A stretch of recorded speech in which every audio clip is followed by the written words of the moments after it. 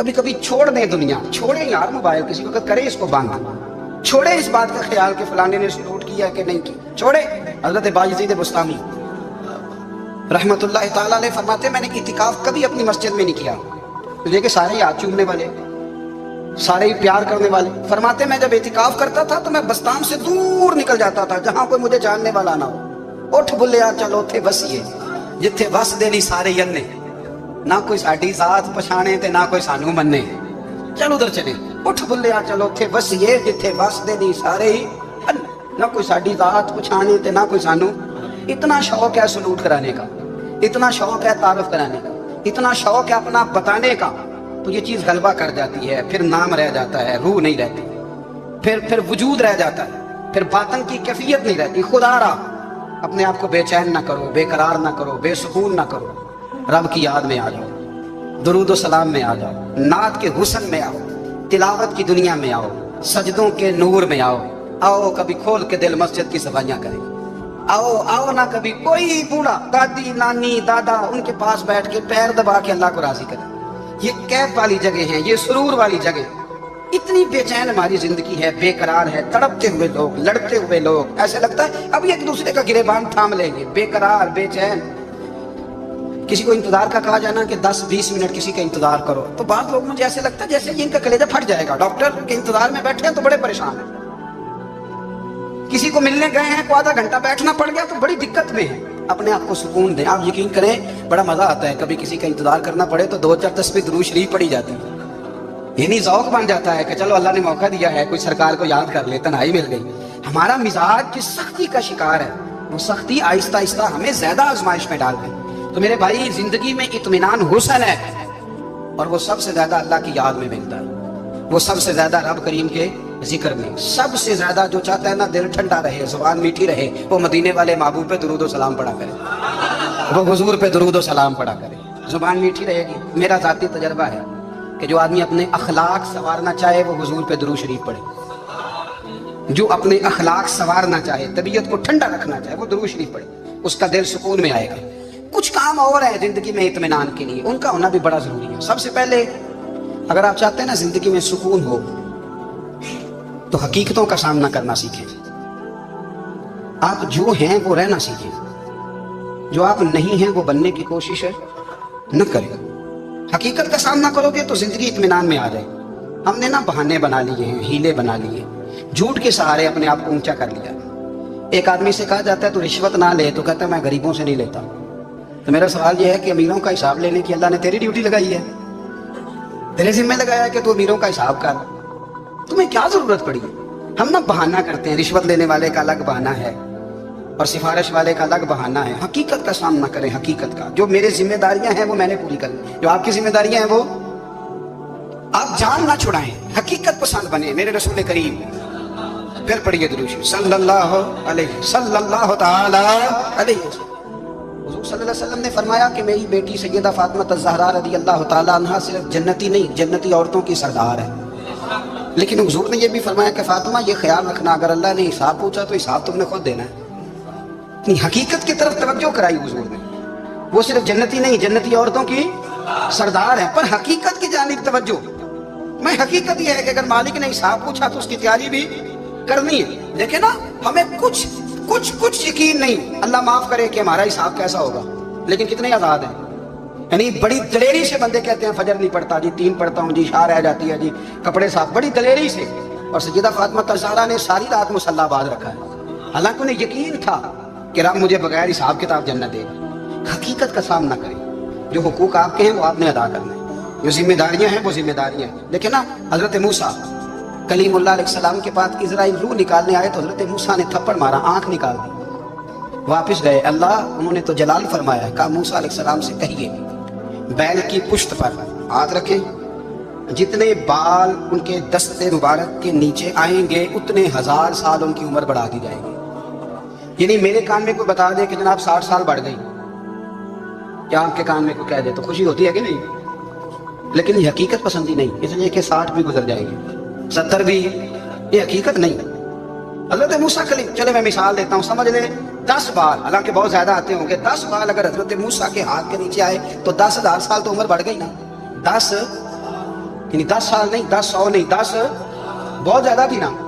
حضرت موسیٰ کلیم اللہ علیہ السلام سے آ کے عرض کیا گیا حضور بیل کی پشت پر ہاتھ رکھیں، جتنے آپ کے ہاتھ کے نیچے بال آئیں گے اتنے 1000 سال عمر بڑھ جائے گی. تو حضرت موسیٰ نے حقیقت پسندی والی بات کی. فرمایا پھر کیا ہوگا؟ 10,000 سال کے بعد پھر کیا ہوگا؟ کہا حضور جانا تو پھر بھی ہے. فرمایا پھر ابھی چلتے ہیں. اگر جانا ہے نا، جانا ہے تو پھر، اگر جانا ہے تو پھر ابھی. اور سجنوں اگر نماز پڑھنی ہے تو ابھی کیوں نہیں؟ اگر داڑھی رکھنی ہے تو پھر رمضان کا انتظار کیوں کریں؟ ابھی کیوں نہیں؟ اگر سچ بولنا ہے تو پھر، اگر رزق حلال کھانا ہے تو پھر انتظار کرے گا. حقیقت ہوتی ہے، بہانہ ہوتا ہے. حقیقت چھپ نہیں سکتی بناوٹ کے اصولوں سے، کیونکہ خوشبو آ نہیں سکتی کبھی کاغذ کے پھولوں سے. یہ بات یاد رکھیں. اگر جانا ہے تو حضرت کلیم فرمانے لگے پھر 10,000 سال کے بعد بھی جانا ہے. تو آج بھی ہمیں بے قراری زندگی میں اس لیے کہ ہم حقیقت پسند نہیں. ہم بہانوں میں، ہم ہواؤں میں جیتے ہیں، ہواؤں میں، خیالات میں زندگی گزارتے ہیں. بڑا ٹائم پڑا ہے. مثلاً کتنا میرے رسول کریم صلی اللہ تعالیٰ علیہ وآلہ وسلم نے ایک دن صحابہ سے فرمایا تمہیں حیا نہیں آتی؟ حضور کیا ہوا؟ فرمایا وہ والے مکان بناتے ہو جن میں تم رہ نہیں سکتے، وہ والا مال جمع کرتے ہو جو کھا نہیں سکتے، حیا نہیں آتی؟ عرض کی حضور حکم کریں. تو محبوب فرمانے لگے جوتے کا ایک تسمہ بند کرتا ہوں تو سوچتا ہوں دوسرا بند کرنے سے پہلے موت آ جائے گی. ایک سانس اندر جاتی ہے تو دوسرا آنے سے پہلے میں یاد کرتا ہوں کہ مجھے دنیا سے جانا ہے. تمہیں حیا نہیں آتی؟ وہ مکان بناتے ہو جن میں رہ نہیں سکتے، وہ مال جمع کرتے ہو جو کھا. حقیقت پسند نہیں بھائی. ہم بہت سارے لوگ ہیں بڑی باتیں سناتے ہیں، بڑی. میں کہتا ہوں اصل میں نا زیادہ باتیں سنا کے نا بیچارہ اپنے آپ کو مطمئن کرنا چاہتا ہے. اصل بات یہ ہے کہ اندر سے نا ہلا ہوا ہے، کچھ بھی نہیں. بڑا زیادہ ہنستا ہے اور مجھے لگتا ہے کہ کوئی گہرا زخم چھپا رہا ہے. اس لیے ملمہ سازی. حقیقت پسند بنو، حقیقت پسند. یاد رکھنا من ترک صلاۃ متعمدا فقد کفر. میرے رسول نے حقیقت بیان کی. فرمایا جس نے ایک نماز بھی جان بوجھ کے چھوڑی اس نے رب کے رب ہونے کا انکار کیا، اس نے کفران نعمت کیا. یہ حقیقت ہے. کوئی کلیریفیکیشن نہیں، کوئی وضاحت نہیں. جو نماز نہیں پڑھتا جھوٹ بولتا ہے، غلط بیانی کرتا ہے. جو شخص رزق حرام کما کے کہتا ہے کہ اس کے بغیر گزارا نہیں چلتا، وہ جھوٹ بولتا ہے. اس لیے کہ رب فرماتا ہے جب تجھے پیدا کیا تو تیرا رزق میرے ذمہ ہے. اللہ فرماتا ہے کہ لا یکلف اللہ نفسا الا وسعها. میں کسی پر وہ بوجھ نہیں ڈالتا جو اٹھا نہ سکے. نماز فرض کیا اس کا مطلب ہے ہم پڑھنے کے قابل ہیں. اس نے ہمارے ذمہ داریاں لگائی ہیں تو مطلب یہ ہے کہ ہم ذمہ داریاں ادا کرنے کے قابل ہیں. ورنہ وہ کہتا ہے میں وہ بوجھ ڈالتا ہی نہیں جو تجھ سے اٹھایا نہ جائے. اگر چاہتے ہو کہ زندگی میں اطمینان ملے تو خدا را حقیقت پسند والی زندگی گزارو. یہ فضاؤں میں زندہ رہنا، ہواؤں میں. اللہ بڑا معاف کرنے والا ہے، اللہ بڑا کریم ہے، معاف کر دے گا. تو بھئی یہ بات صحابہ کو بھی پتا تھی، یہ اہل بیت کو بھی خبر تھی. تو وہ تو ایک ایک بات کا لحاظ کرتے تھے. یہ غوث اعظم کو بھی پتا تھی، یہ ان کے والد کو بھی پتا تھی جنہوں نے کسی کا ایک سیب کھا لیا تھا تو 12 سال اس کے گھر میں نوکری کرتے رہے. انہیں نہیں پتا تھا اللہ بڑا کریم ہے، معاف کر دے گا، ایک سیب ہی ہے نا. تو حقیقت پسندی آپ کو سکون دے گی. اور اگر آپ نے اپنے آپ کو غیر مطمئن کیا ہوا ہے، بات کچھ اور ہے، اور آپ نے اپنے آپ کو ڈال کسی اور طرف لیا ہے، تو پھر آپ کو سکون مل سکتا. سکون حقیقت پسندی میں، اصل میں سکون ہوتا ہے، اداکاری میں سکون نہیں ہوتا. تیسری بات سنیں، اگر آپ چاہتے ہیں زندگی میں مطمئن رہیں تو دنیا داروں سے امیدیں توڑ دیں، اللہ اور اس کے رسول سے امید وابستہ کریں، اولیاء اللہ سے امیدیں وابستہ کریں، صحابہ اور اہل بیت سے امیدیں، اللہ اور اللہ والوں سے امیدیں. دنیا داروں سے امیدیں. آپ کو پتا ہے دنیا دار کی تباہی کب ہوتی ہے؟ جب انہیں خوش آمدی مل جاتا ہے. چودھری کا بیڑا اس وقت غرق ہوتا ہے جب اسے چودھری کہنے والے زیادہ ہو جاتے ہیں. سیٹھ صاحب اور نواب صاحب بیچارے تباہ تب ہوتے ہیں بھولے پن میں، جب ان کے دائیں بائیں ریلا ہوتا ہے سیٹھ صاحب کہنے کا. لوگ انہیں کھانا چاہتے ہیں، پیار ان کا نہیں ہوتا، ان کی جیب کا ہوتا ہے. محبت ان سے نہیں ہوتی، ان کی کرسی سے ہوتی ہے.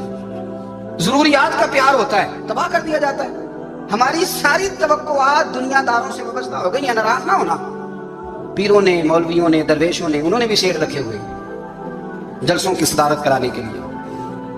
یعنی مذہبی جلسہ ہے، اس میں بہت زبردست پڑھے لکھے صاحب تقویٰ عالم کا خطاب ہے، اور کی صدارت وہ بندہ کر رہا ہے جس نے عشاء کی نماز بھی نہیں پڑھی. وہ بندہ صدارت کر رہا ہے. کیوں؟ اس لیے کہ اس نے ₹1,00,000 دیا میں پر. خدا را دنیا داروں سے امیدیں چھوڑ دیں ورنہ آپ کمزور پڑ گئے، آپ کی امیدیں ٹوٹیں گی.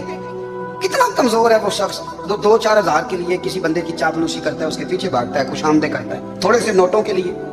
दुख सुख में काम आएगा, इस काम के लिए। मेरे रसूल करीम अलैहिस्सलाम ने फरमाया, जिसने बंदों को राजी करते करते रब को नाराज कर दिया, उसकी दुनिया भी गई और आखिरत भी गई। और फरमाया, जिसने बंदों की परवाह नहीं की, अल्लाह को राजी किया, फरमाया अगर रब राजी हो गया तो लोगों के दिलों में भी मोहब्बत पैदा फरमा देगा। क्या जरूरत है खुशामद करना दुनियादारों की, सेठों की, नवाबों की, चापलों। और मैं आपको एक बात बताऊं, होता पता क्या है, ये जो हुब्बे जा और हुब्बे बा होती है ना, इससे पेट नहीं भरता। आपको अगर खुशामद करनी है तो फिर आपको सारी जिंदगी करनी है। फिर उनको भी पता होता है कि ताल्लुक किस बुनियाद पर है, इसमें कभी भी खुलूस पैदा नहीं होता। आप बेचैन रहते हैं, बेकरार रहते हैं, आपको तकलीफ रहती है हमेशा। कभी भी दुनियादारों से उम्मीदें वाबस्ता ना करें। एक बात सुने बड़ी शानदार, इमाम गजाली ने लिखी है।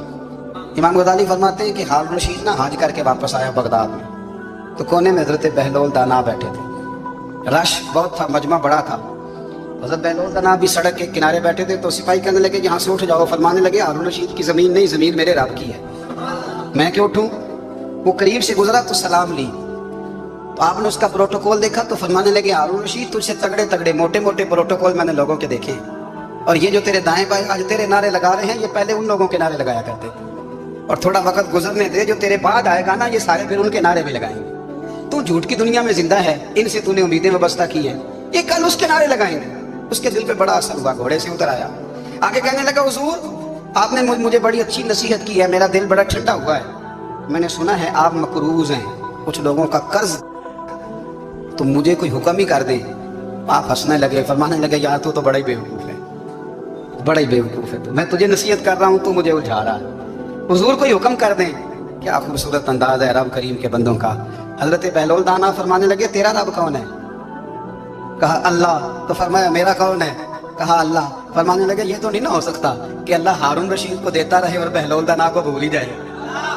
ये तो नहीं ना हो सकता कि हारून रशीद को देता रहे और बहलोल दाना को भूल जाए। फरमाया, उसका दिल, उसका इरादा हुआ, इरादा कुदरत हुआ कि बहलोल मकरूज रहना चाहिए। तो अगर रब मुझे रखना चाहता है, दुख कबूल मोहम्मद बख्शा, राजी रहन प्यारे, अगर वो चाहता है मैं मकरूज रहूं, तो मैं भी चाहता हूं कि मैं मकरूज ही रहूं। ये तो नहीं ना हो सकता कि तुझे दे और मुझे ना दे। फरमाया, मेरी तुझसे कोई उम्मीद नहीं, मुझे जब भी देगा मेरा रब भी देगा, और वो देगा तो फिर इंशाल्लाह खजाने खोल के देगा।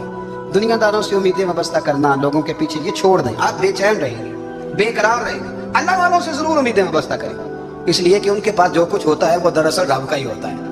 लेकिन सेठों से, नवाबों से, सियासतदानों से बाहर आ जाए, हमारी बड़ी उम्मीदें वाबस्ता है। मैं अक्सर कहता हूँ, जितने फेरे नौकरी के लिए दुनियादार के दरवाजे पे लगाए हैं ना, इससे कम दफा मस्जिद में नफल पड़े होते तो रब उतनी बड़ी मेहरबानी फरमा देता। तीसरी बात ये याद रखें, अगर सुकून लेना चाहते हैं ना, अगर सुकून लेना चाहते हो ना, तो लोगों को डिस्कस करना बंद कर दो। किसको अल्लाह ने कितने पैसे दिए हैं वो जाने और अल्लाह जाने, किसको अल्लाह ने कितनी गाड़ियां दी हैं वो जाने, और लोगों को डिस्कस करना जी। यानी मैं एक जगह बैठा था तो एक साहब गाड़ी वाला गुजरा, गाड़ी में बैठ के, उसका पड़ोसी था, कहने लगा मुंह है कार वाला। मैं क्या होता है ता ही बैठा है, ਤੇ ਹੁਣ ਮੈਂ ਕਿਹਾ ਉਹ ਸਮਝਾਣਾ ਸੀ ਤੁਹਾਨੂੰ, ਮੈਂ ਕਿਹਾ ਤੂੰ ਤੇ ਮੈਂ ਹਿਸਾਬ ਲਾਈਏ ਵੀ ਸਾਡੇ ਕੋਲ ਕੋਈ ਨਹੀਂ, ਉਹਦਾ ਤੇ ਹੈ, लेकिन ना अल्लाह ने उसे दिए ना, तो अल्लाह ने चाहा ना वो कार में बैठे, तो इसने फटे पे बैठ के ये तफसला किया कि मुंह है कार वाला। मैं क्या भी होता है ता कार है। अब मुझे तुझे अंदाजा लगाना चाहिए कि हम क्या ये बहस है, यदि अल्लाह को चाहिए था माज़ अल्लाह के पहले तुमसे पूछता कि इसे कार देनी है कि नहीं। क्या मतलब फसूल बहस है। वो चीज हमें इतना तंग करती है, इतनी तकलीफ देती है कि आप यकीन करें सारा दिन उसी को डिस्कस करते हैं, सारा दिन। उसके पास गाड़ी है, उसके पास कार है, फलाने का पैसा 1 नंबर है, फलाने का 2 नंबर है, फलाने का 6 नंबर है। असल बात के अंदर हसद है, इसको निकालो।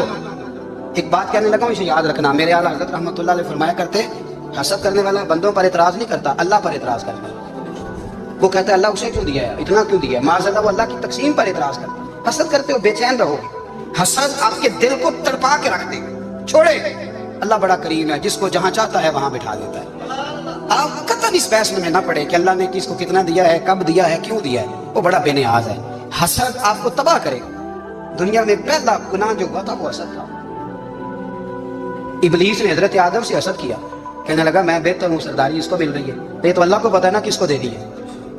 और दुनिया में पहला कत्ल हसद की वजह से हुआ। हाबील काबील के दरमियान हसद का मामला था। खातून का निकाह उससे क्यों हो रहा है, मुझसे होना चाहिए।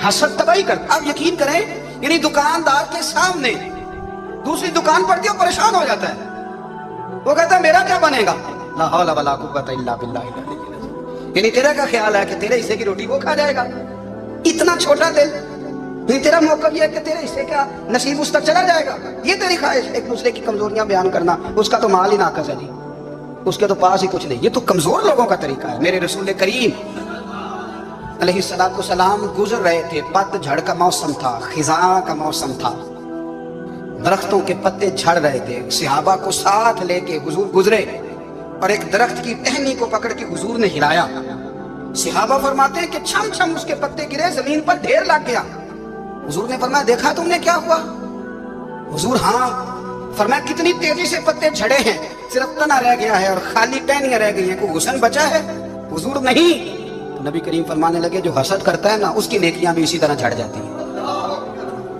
اسی طرح۔ اور ایک جگہ حضور فرمانے لگے جس طرح راکھ لکڑی کو آگ کھا جاتی ہے، جس طرح لکڑی کو آگ، جب آگ کھا جائے تو پھر لکڑی کو لکڑی نہیں کہا جاتا، راکھ کہا جاتا ہے، کوئلہ کہا جاتا ہے، اس کی اصل باقی یعنی اسے کھائی جاتی ہے۔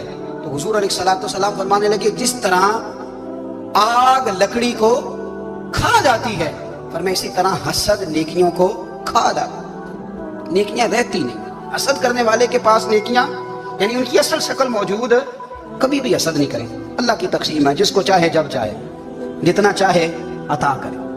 اور چوتھی بات میرے بھائی، کبھی بھی بغض نہ پیدا کریں، بغض والے لوگ بے سکون رہتے ہیں، بہت ساری کمزوریاں ہمارے اندر ہوتی ہیں نا، پھر اللہ ہماری روزی تو نہیں نہ بند فرماتا، یہ تو نہیں کہتا کہ زمین سے نکل جاؤ۔ اگر یہی والا معاملہ ہو جو ہمارا ہے کہ وہ شادی پہ اس نے میرے ساتھ برا سلوک کیا تھا، اب ساری زندگی بغض رکھنا ہے، اگر یہی معاملہ فرشتے اللہ کی بارگاہ میں کہیں کہ یا اللہ اس نے فلانے دن شراب پی تھی، اب اس کو زمین میں نہیں رہنے دینا، نظام زندگی چلے گا؟ تو اگر اللہ ہمیں معاف کرتا ہے تو ہم بندوں کو معاف کیوں نہیں کرتے؟ آپ یقین کریں اتنی لمبی عداوتیں، اتنا لمبا حسد، اتنا لمبا بغض، اتنا لمبا، حدیث میں نے پڑھی میں حیران رہ گیا، میرے نبی کریم علیہ السلام نے فرمایا اپنی بیوی سے کبھی بغض نہ رکھنا، اگر اس کی ایک بات ناپسند ہو تو اسے چھوڑ کے وہ بات دیکھو جو تمہیں پسند ہے۔ میں اس حدیث کو پڑھ کے سوچنے لگا کہ کیا بیوی کا بھی بغض رکھتے ہیں لوگ؟ اب حضور نے کہا ہے تو اس کا مطلب ہے لوگ بیوی کا بغض بھی رکھتے ہیں۔ اب اس پر استدلال کر کے مجھے کہنا پڑے گا کہ سسرال والوں کا بغض بھی رکھتے ہیں، کہنا پڑے گا کہ بھائی کے سسرال والوں سے بھی بغض رکھتے ہیں۔ اس حدیث کی روشنی میں سمجھا کہ لوگ بھابھی کا بغض بھی بغض رکھتے ہیں، بغض، ورنہ عادتیں تو ہماری بھی کئی بری ہوتی ہیں۔ اگر عادات ایک وجہ بنے اختلاف کی تو عادتیں تو ہماری بھی کئی بری ہیں، لیکن ہم اپنی بری عادتوں سمیت اپنے آپ سے پیار کرتے ہیں۔